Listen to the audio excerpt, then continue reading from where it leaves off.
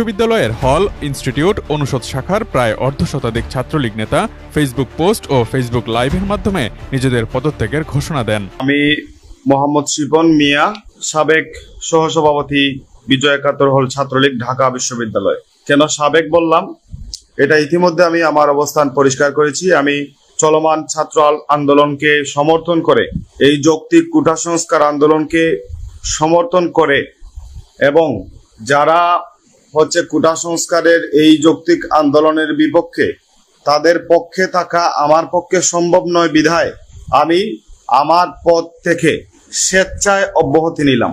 এদিকে জগন্নাথ বিশ্ববিদ্যালয়ের ৬ জন ছাত্রলীগ নেতা পদত্যাগ করেছেন। পদত্যাগ করা ছাত্রলীগ নেতারা হলেন বিশ্ববিদ্যালয়ের বাংলা বিভাগ শাখার সহসভাপতি মাহমুদুল হাসান সামি ও রসায়ন বিভাগ শাখার সহসভাপতি তাওসিফ কবির, মনোবিজ্ঞান বিভাগ শাখার সহসভাপতি রনি সরকার ও যুগ্ম সাধারণ সম্পাদক মোহাম্মদ আশিকুর রহমান,